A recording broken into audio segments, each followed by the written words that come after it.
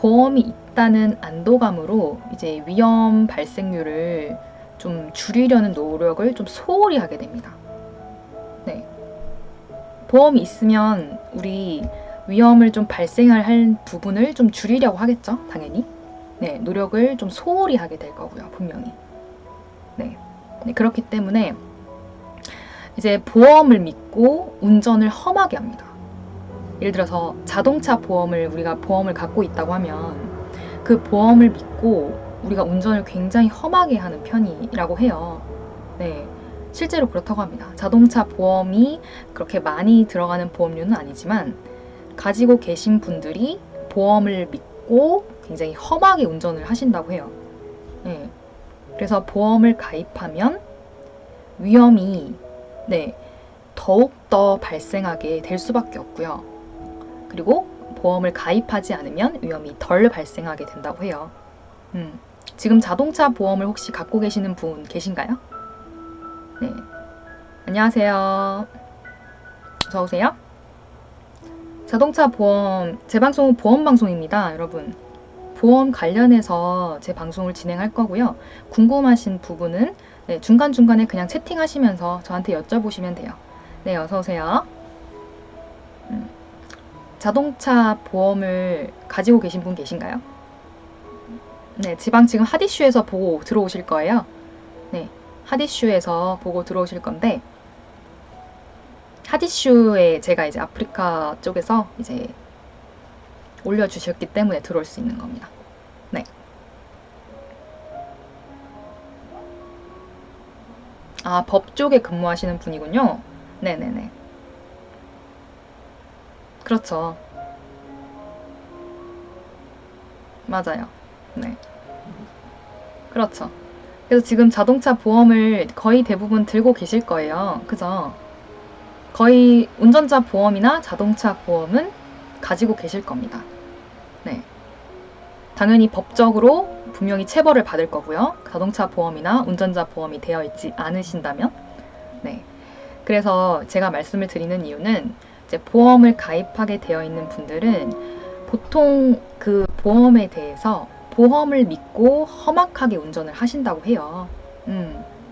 그렇기 때문에 보험사에서 위험을 가장하고 그리고 불안을 조성하기 위해서 계속해서 자동차 보험이든 뭐 운전자 보험이든 뭐든 들어오더라고 해요. 네, 무엇이든 들어오더라고 막 계속 강압적으로 압력을 주십니다. 네, 압력을 주세요. 그렇기 때문에 보험사의 말만 믿고 아무 어떤 방어도 하지 못한 채 그냥 바로 보험을 드시게 돼요. 지레 겁을 먹으시고. 네. 그러니까 쉽게 말하면 보험에 대해서 제대로 알아보지도 않고 대부분 운전자 보험이든 자동차 보험이든 그냥 지인의 권유로서 가볍게 든다는 거예요. 근데 자동차 보험이든 운전자 보험이든 그렇게 들면 안 된다는 사실 아시죠? 다들. 네, 웬만하면 보험에 관심이 있으신 분들은 그렇게 들면 안 된다는 사실을 대부분은 알고 계실 거예요. 네, 대부분은 알고 계실 겁니다. 근데 보험사 입장에서는 보험을 당연히 팔아야 되니까, 판매를 해야 되니까 빠르게 판매를 유지를 하려고 강압적으로 그냥 지금 안 하시면 안 된다 이런 느낌으로 하게 되죠. 근데 요즘 추세는 좀 달라져서 그렇게 하면 먹히지 않는다는 걸 보험사 측에서 알고 있기 때문에 굉장히 전략적으로 움직이세요. 굉장히 전략적으로 움직이세요. 요즘에는 사람들이 바보는 아니시잖아요. 웬만한 지식은 알고 계세요. 그렇기 때문에 모르는 부분은 거의 우리 검색을 통해서 다 알 수 있잖아요. 그죠? 그렇기 때문에 그냥 얼렁뚱땅 가입하시는 분은 거의 없을 거라고 봅니다. 제 생각에는. 네. 그래서 이어서 얘기를 하자면 보험사 측에서는 계속해서 뭔가 과잉 진료, 즉 과다하게 부풀려서 돈에 깊이 생각을 하지 못하는 그런 고객들을 노리고 내 몸에 해롭지 않다라고 과장하면서 운전자 보험을 넣으라 그러고 뭐 자동차 보험을 넣으라고요. 과잉 진료 상황을 계속해서 주입을 하세요. 뭔가. 그래서 이런 부분을 좀 줄여나갈 수 있는 부분에서 보험을 들지 말라는 이유를 서두에 쓴 거예요. 왜냐하면 아예 제가 보험을 들지 말라고 한 것이 아니고 제대로 된 위험을 줄이려는 노력 그리고 최소한의 보험을 들으셔야 한다고 제가 말씀을 드리기 위해서 제목을 이렇게 뽑아낸 거예요.